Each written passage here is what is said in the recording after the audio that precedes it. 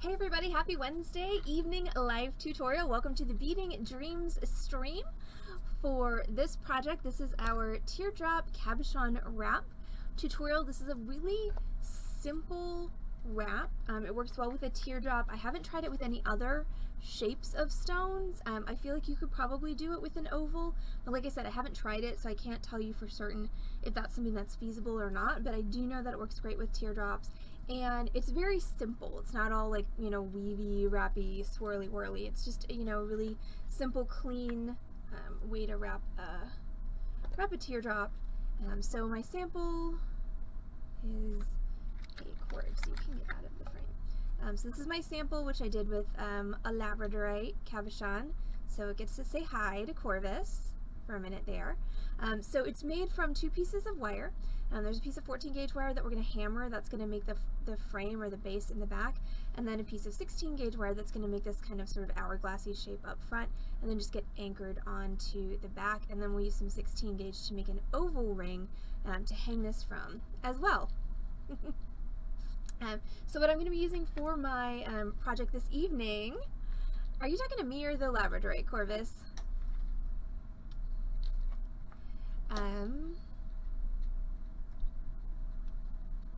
Alright, so what I'm going to be using for my project tonight is some turritella. Got this cool turritella cab, and I love it when you can see like the actual little critters in there. It's very fun. And I'm going to do the thing that I oftentimes forget to do when I'm making things, is I'm going to take the price tag off the back. Well, thank you, Corvus. Yes. Everybody who was on Zoom Friday got to see my new hairs on Zoom, but anybody who wasn't on Zoom, ta-da!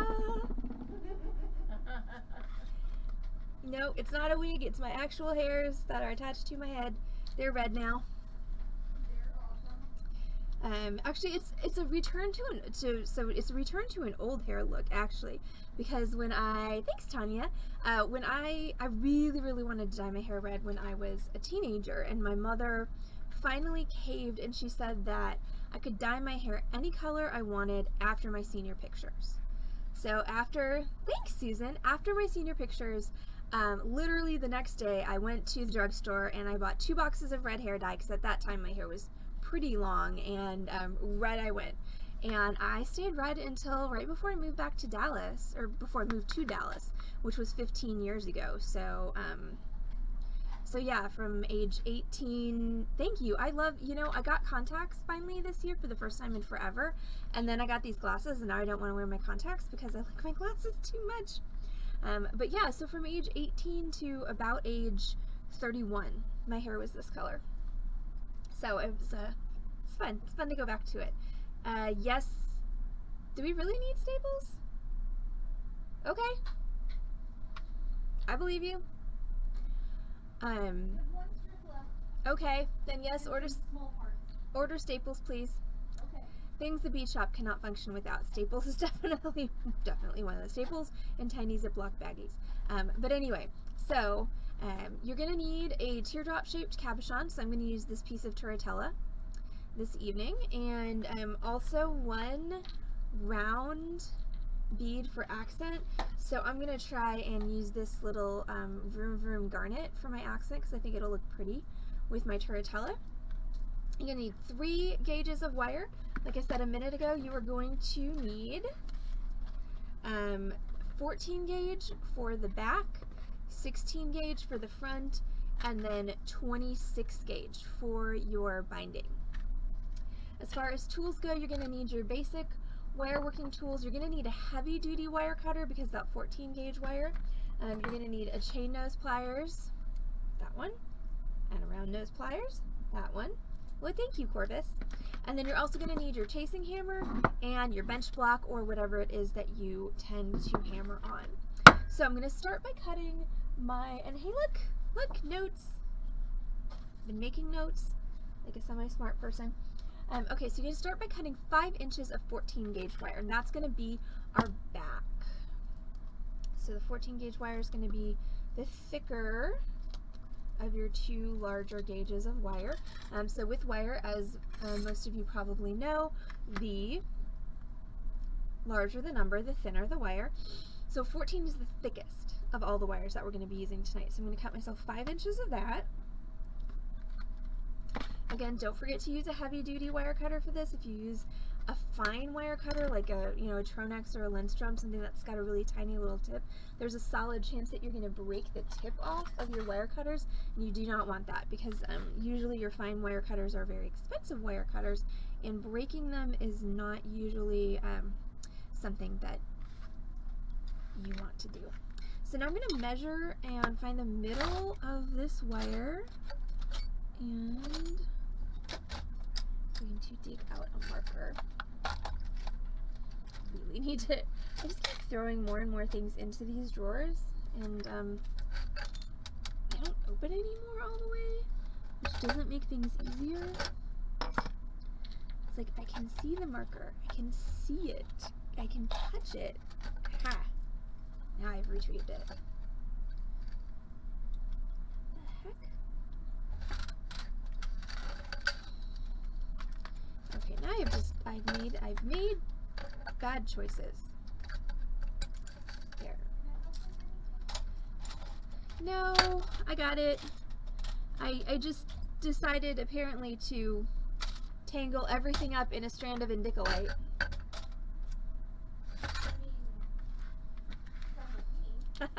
Okay, so I'm going to measure and I'm going to mark the middle of my wire.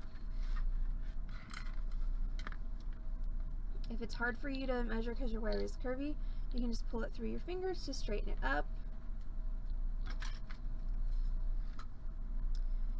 And I actually cut mine a little longer than 5 inches, so 2.5 should be my center. I'm just going to go like 1/16 off of that. So that is going to be the middle of my wire. And I'm going to grab my chain nose pliers, and I'm going to grab right next to that mark, and I'm going to give it a nice sharp bend, like so. So we want kind of a V, and this is going to go underneath and behind our teardrop. Now I'm going to grab a ring stick, which I did not mention in the original roll call of the tools. A ring stick or a dowel. I just need something to bend this around to make that curve and make it fairly even and nice looking. So I'm just gonna take my pieces of wire, and I want to keep that point at the bottom, and then I'm gonna bend them around my ring stick. So what I have is now this kind of little it's like a mid-century modern shape. And so that's going to set like so on the back of my teardrop. So you've got to kind of eyeball where to put that ring stick, because you want this curve to be pretty much even with the sides of the curve of your drop. So if this was a taller drop like this one, then I made the curve a little bit higher up, as you can see. Now I want to, okay, so now that I've got this, now these need to come straight across. So I'm going to go back to my ring stick and make sure that's as far down on that as possible, and then trying to keep my ends even as best I can. I'm just going to hold this on my ring stick, and I'm going to push these down and down. So now I have something that looks very similar to the shape of my stone. Now these two pieces that are going crossways, these are going to become our 2 loops, and right now they are way too long. Okay, the 5-inch length is going to give you enough wire to do a varying size range. Wow, sorry you didn't see that. Should have started caffeinating a little earlier today. Anyway, the 5 inches gives you a little bit of extra if you were doing a bit of a taller cabochon, but we're going to go ahead and we're going to cut these down. And what I'm going to cut them down to is from that meeting point, right where those meet. I want it to be about, I'm going to go with about 5/8 of an inch, which is going to be right there. And you can make your life easier by marking, and then I might as well just turn around, mark the other side as well.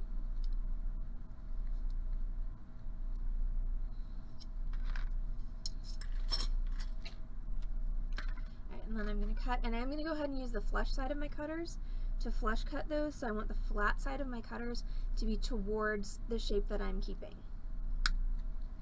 Heather is not. Heather is closing the cash drawer right now. She was buying staples on Amazon. Not super exciting. I've actually stayed off of Amazon for Prime Day.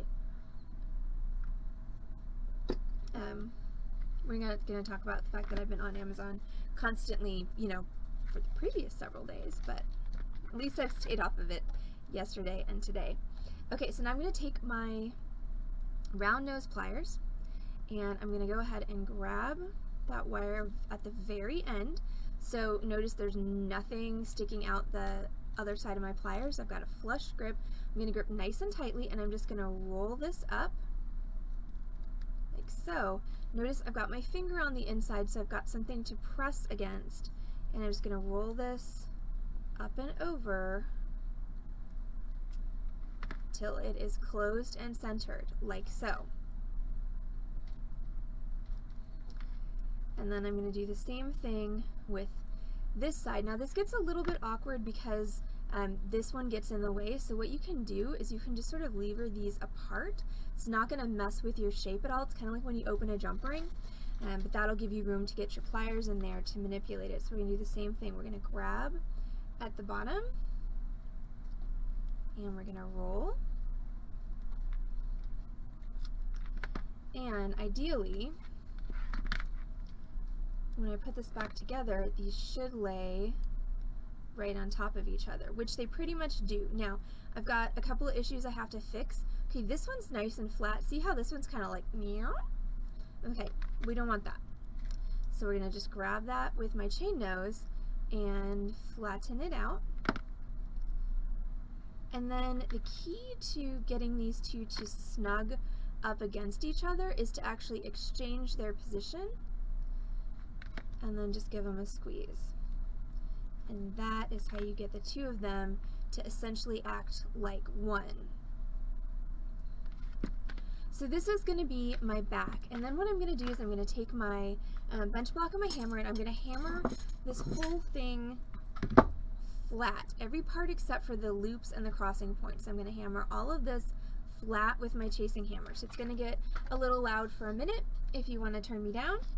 Alright, and here I go, hammering. So when I'm hammering with my chasing hammer, I want to make sure I'm always hitting with the center part of my hammer, and I'm just going to set that on the block. I'm going to make sure my fingers are out of the way, and then I'm just going to pound.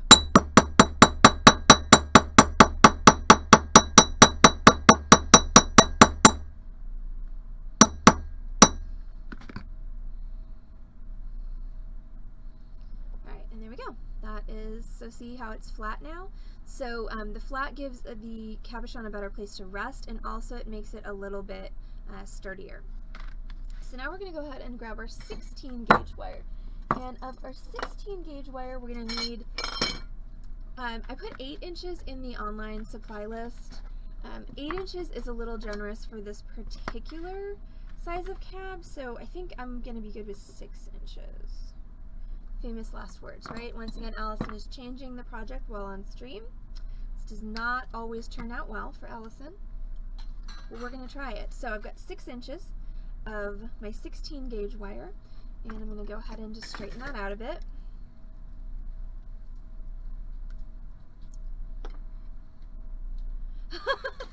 Sorry, I did warn you. I said it was going to get loud. I'm very sorry. Oh, sorry, doggos. Okay, so I'm going to now measure this, and I'm going to mark the center of this. It should be, alright, it's actually cut 6 1/2, so that's going to be at 3 1/4.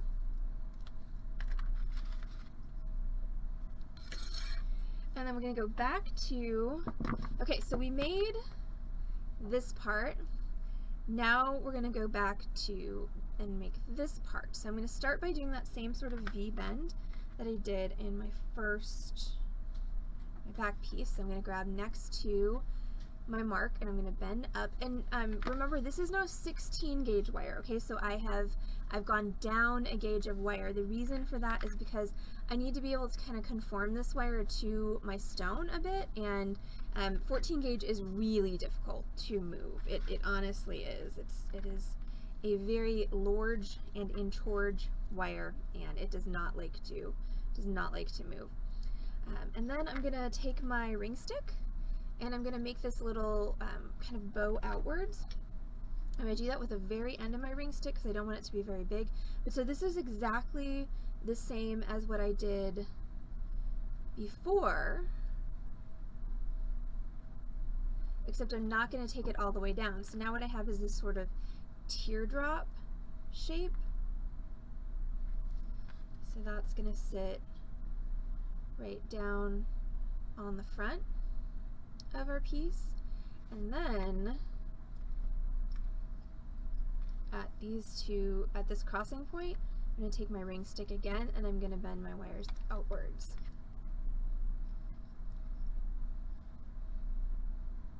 So I have that. And you want to try and make this, you know, as symmetrical as possible. I realize that, you know, you absolutely, see, I did not do a great job at that. So we're going to try and fix that a bit. Now you could be smarter than me, and you could actually measure and mark where you're going to put those bends instead of just being like, ah, well, I'm just going to wing it. It's going to be fine. Everything's going to be fine. No problem. It's just fine. Okay, so now we're going to go ahead and we're going to put these two together on the bottom of this V, and I need to keep a little bit of space in there, so I'm going to grab my 26 gauge wire. I think I'm actually going to do a wire weaving pattern instead of just a coil, because I need to literally manufacture some space in there so that my cabochon has a place to sit. So I'm going to do the over weave, which is one of my favorite wire weaving weaves. It's one of the most useful ones that I know. So what I'm going to do is I'm going to treat these for a bit. They're going to go, okay, they're going to go this way. Okay, so I'm thinking about, I'm weaving in this space right here. So in the over weave, and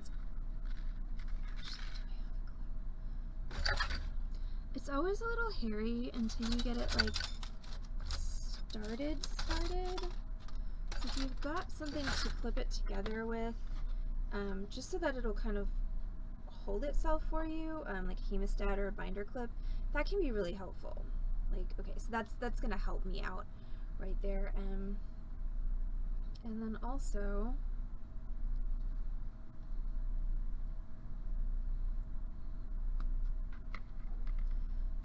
another one.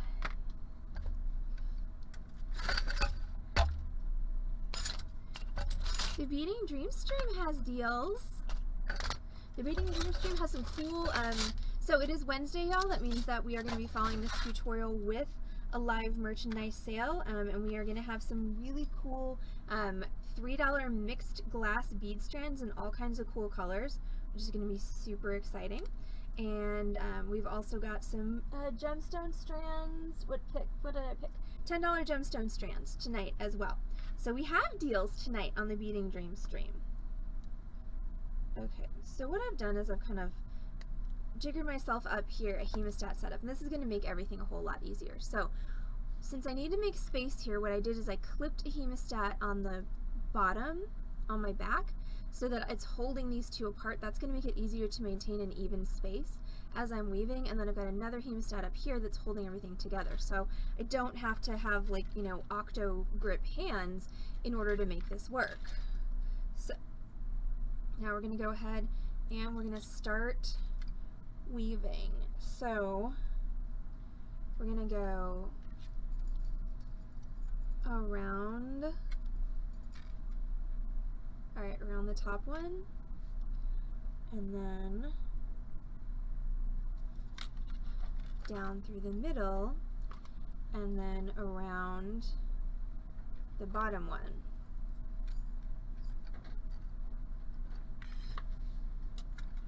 And pull tight, and then up and around the top one. So by around the top one, you have to feed through that little space right there. So you're just curling around the top one, and then down through the middle,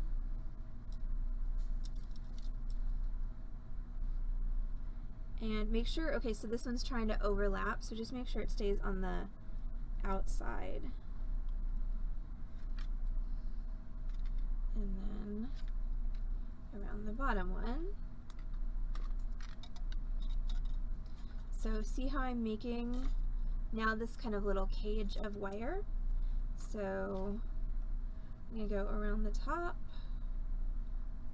And by around the top, I mean around the top wire. Pull tight, then down through the middle, and around the bottom wire. We're just going to keep doing that until I've filled up this whole space. So I'm going to go ahead and do that over here since I can do it faster. I will go back to this when I get to the end and just review that pattern with you, but it's easier for me to do in front of me than on the camera. So yeah, so live merchandise sale, that's going to start at around 7:30, 7:40. This evening we've got $3 mixed bead strands, which are really pretty. Heather can verify because I showed them to her earlier. Yes, and I drooled on them a little, but I wiped it off. And $10 gemstone strands. And, oh my gosh, Barb, how are you doing? Wow, just, you know, I don't think Mercury's in retrograde, but goodness, everyone's having a time of it. Corvus has Judgy Wallet.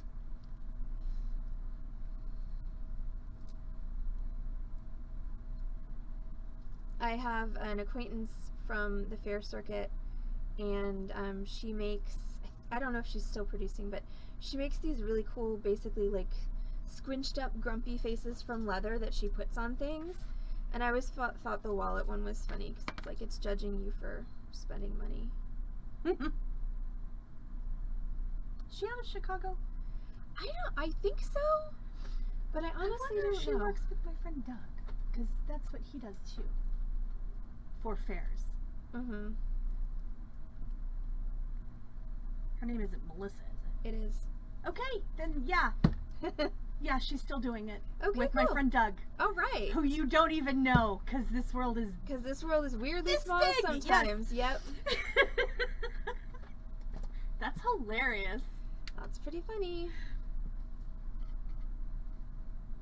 So for anybody who's just checking in, what we've done so far is I've made the back for my setting, I've made the front for my setting, and now I'm connecting the two using an over wire weave, and I've got my hemostat set up as a spacer here because I need some space for the bottom of that cab to rest in. Oh no, that sucks, Barb. I mean, not that there's ever a good time for kidney stones, but man, on a cruise.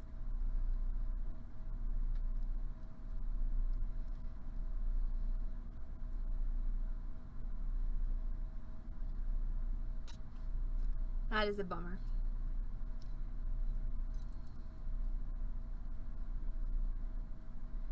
Alright, so I think I'm going to move my hemostat to the other side, because since the hemostat is, since it is tapered, you know, bless you, this side is smaller, so now that I'm kind of rounding the bend here, I'm going to put the big side over here, so I make sure that, once again, I don't wind up with one side that's smaller than the other side.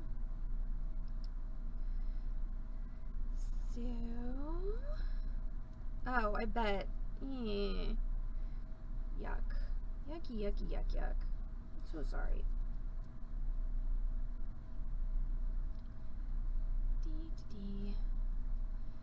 So I heard everybody was really nice to Heather and Essie on Saturday night. Thank you for that. Hope y'all had fun without me. Not as much. I had fun without you guys, so it's only fair. I'm sure you did have as much fun without us, but I did have a lot of fun. Though my brain apparently still thinks I can dance like a 20-year-old, and my body has been consistently disagreeing with that for the past, 4 days.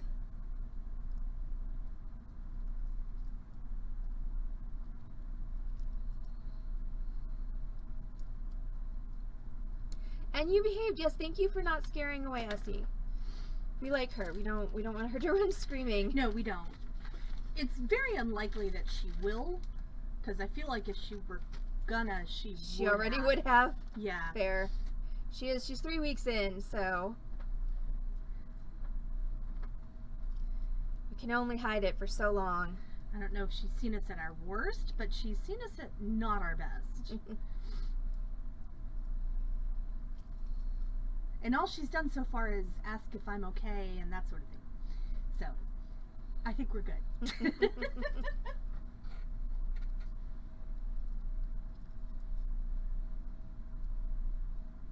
Alright, so I've rounded the bend and I'm coming up towards my hemostat, so when I get close to the end, I'll just pop back on with the hand cam and review this pattern for you all. So if you're trying to do something like I'm doing, where you're trying to make a space in between two wires, doing something like a wire weave is going to be immensely more stable than doing something like a coil, because you're actually inserting a structure in between the two wires, whereas if you're coiling, there's nothing in between there, and so you're basically just making a loose coil, which doesn't really hold very well. Now, good question, how much 26 gauge wire did I actually start out with? And I think it was about 18 inches. And I'm going to probably use it down to the very, very end.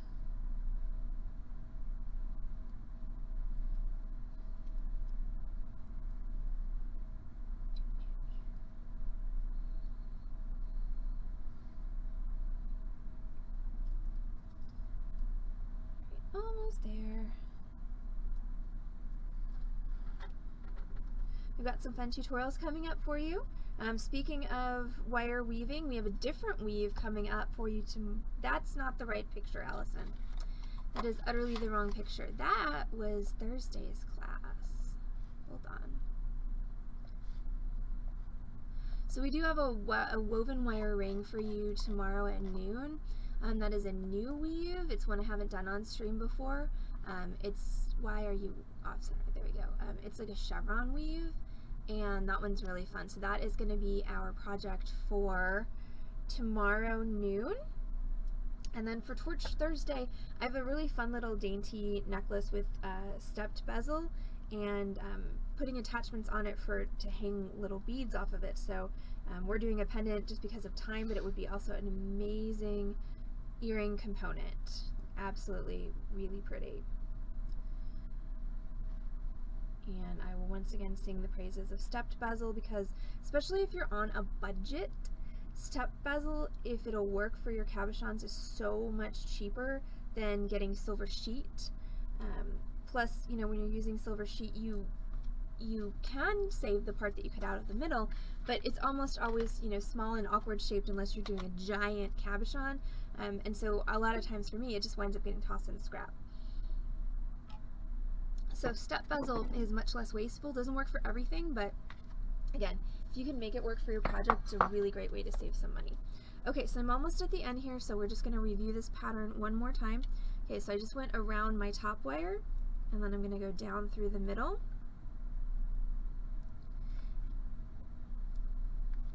And then around my bottom wire.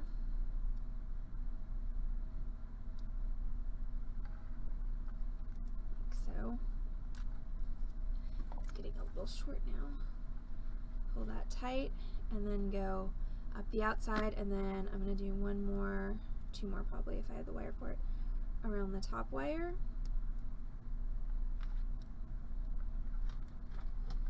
Down through the middle.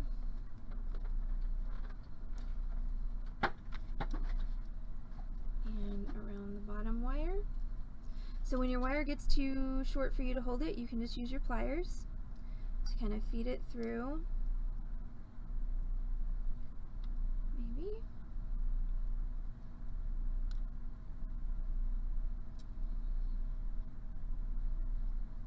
Keeps feeding through my hemostat, which is not actually where I want it to go.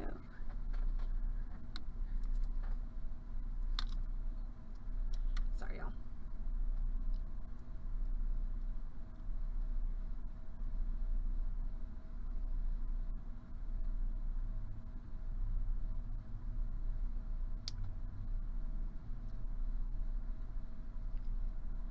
Okay, this is not supposed to be the hardest part of this project.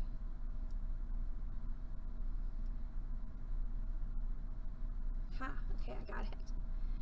Pull that through and then back up to the top, and then I'm just going to trim it and wrap it around this top wire to finish it.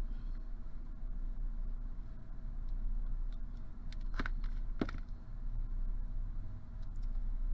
just going to take that, my chain nose pliers, and then just go around and tuck it right underneath there. And I can take my hemostats out. And I can trim off this beginning wire as well, because I don't need that.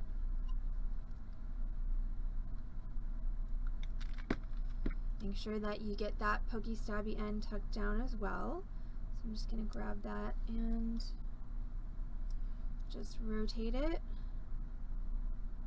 up and over, like so. Alright, and then I'm going to kind of bend this forward a bit to make some space. And theoretically, I'm going to then drop my cabochon right in there.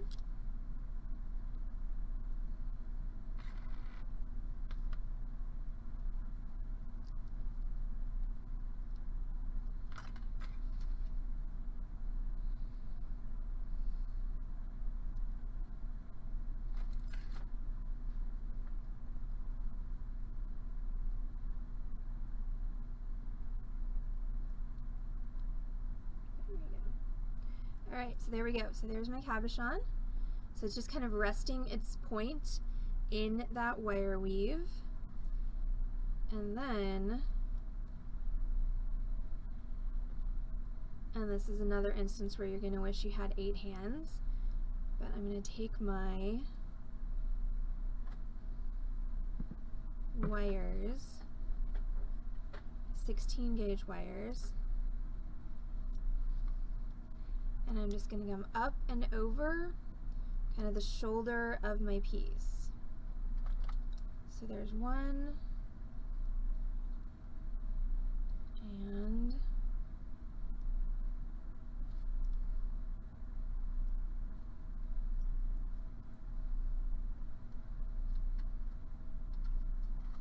there's one, and there's 2. So they're just kind of coming up and over like so, and that is what's going to hold your cabochon in. So it can't fall out from the bottom and it can't fall out from the sides. This is all good. We do not want things. They are called hemostats, Corvus. Heather will type that for you. I will. Okay, so now that we've kind of got those shoulders set and they're pretty even, which I'm pretty proud of, then I'm going to turn this over and we're going to anchor them off underneath our back wires. So we don't need a ton, so I'm just going to cut it off to about, it's about 3/16 tops, extending over the back, like so.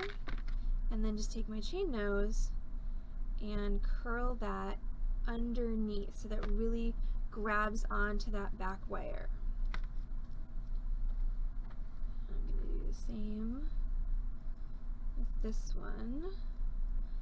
And so once you do that curl underneath like so, then your little shoulder pieces should be pretty secure.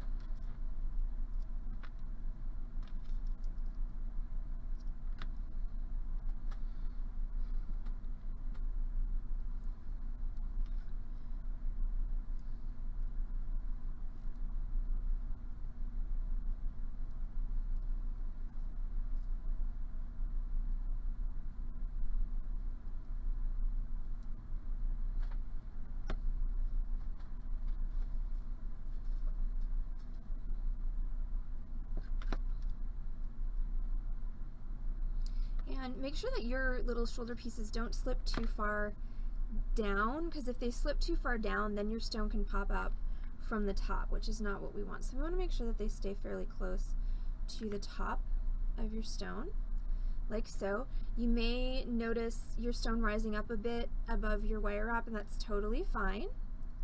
So there's the back, there's the front, and then the last thing I'm going to do is I'm going to put that little accent garnet in there, and then we're going to make our jump ring. So the garnet's going to go right here, and it's going to help to just kind of create another barrier for your stone falling out, or to prevent your stone falling out, I should say.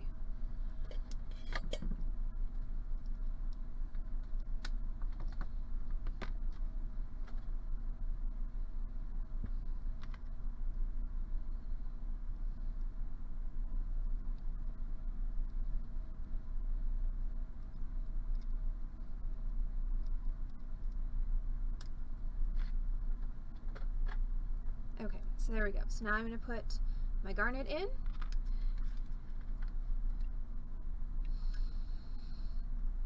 Look to see if there was a Prime Day special. Of course you did.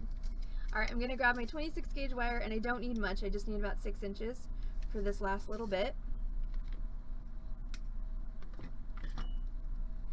And I'm going to take my 6 inches of wire, and I'm just going to anchor it around one side of these little shoulders. So what you're probably going to have to do is you're going to probably have to just get underneath a little bit with your chain nose, being careful not to scratch your stone, just to give you a little bit of space. Otherwise there's no way you're going to get that wire underneath there. So I'm just going to pop that under there, and then I'm going to anchor it on by wrapping it about 3 or 4 times. You want to make sure when you're wrapping that your wire is coming up and over, not from underneath, because if it comes from underneath, your stone's going to look weird when you put it on. So these are just regular coils, nice and tight.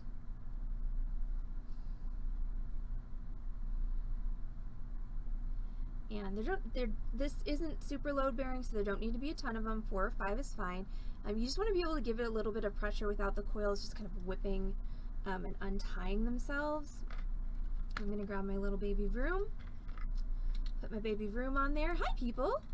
More people just showed up. Welcome to the end of our teardrop cabochon wrap tutorial where Allison throws hemostats all over the place. So that's what we're making right now, and we're at the final step of adding this little accent bead, which does 2 things. Number 1, it helps to hold your wrap together in the front, and number 2, it just looks pretty.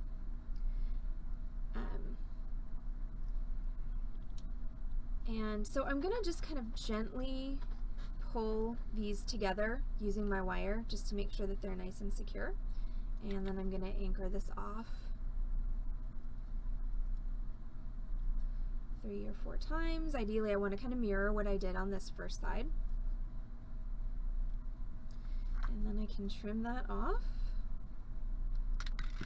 and use my chain nose to press that pokey stabby end down.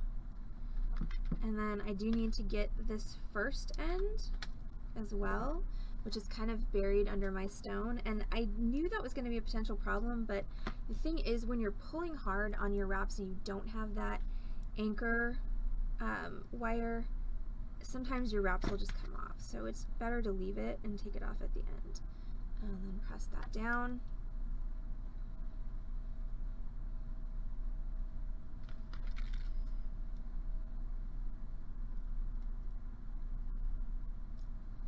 There we go. And then if you need to tighten it up a bit like I just did, you can very carefully, because if you press too hard you're going to break your wires, but you can actually grab your coils of 26 gauge wire and you can rotate them around, and that'll tighten this up. So it was real floppy a minute ago, and now it's not. Now it's fine. All right, make sure that those are lined up. All right, so there we have our little wrap with our cabochon and our stone.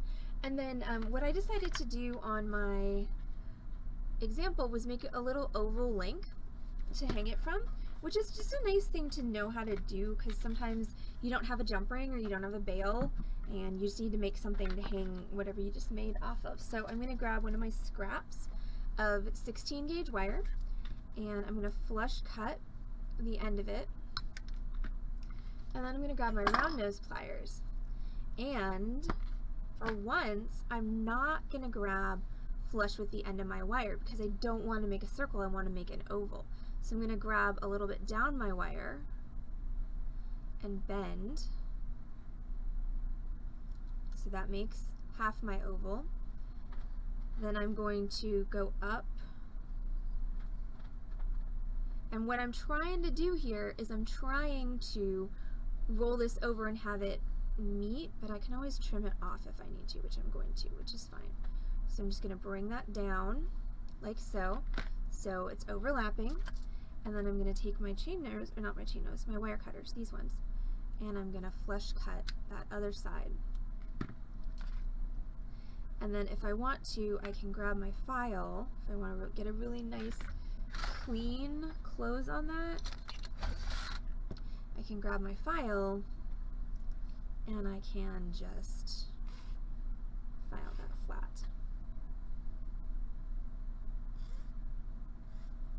Like so. And then put that on your pendant, like so, and then close it up. 2 pairs of chain nose is going to be your best bet for closing. The cool thing about the oval link is it gives you a little bit more leverage if you don't have a second pair of chain nose, so you can close it with your fingers. And then if you get something like this where it's misaligned, just press down.